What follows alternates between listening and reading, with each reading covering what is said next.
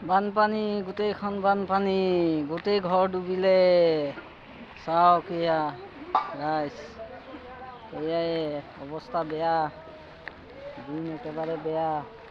গোটেইখন বানপানী হ'ল, চবৰে ঘৰে ঘৰে পানী। কোনো বছৰেই নহয়, এইবাৰে প্ৰথমবাৰ হৈছে ইয়াত। সৰুৰ পৰা ইমান ডাঙৰ হ'লোঁ, আজিলৈকে এনেকুৱা হোৱা নাই, এইবাৰে প্ৰথম হৈছে। গোটেই বানপানী, চব ডুবিলে।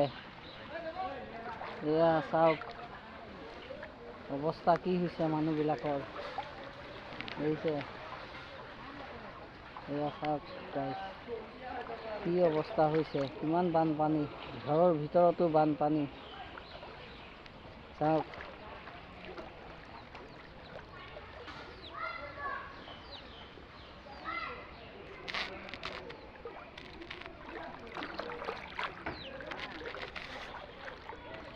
গোটেইখন বানপানী ভৰ্তি হৈ গ'ল। চাওক কি হ'ব, কেনেকৈ চলিম।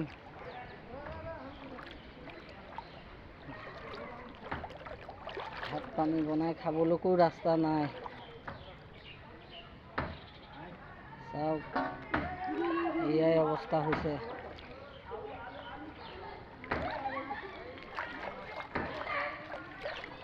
চাৰিদুৱাৰ শোণিতপুৰ ডিষ্ট্ৰিক্টৰ এয়া অৱস্থা।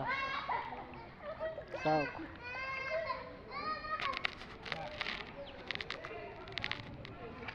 কি হ'ব এনেকুৱা হ'লে। গোটেই ওচৰত নদীখন আছে, এয়া নদী পূৰা ভৰ্তি, নদীৰ পানী বাঢ়ি একদম আহি গ'ল।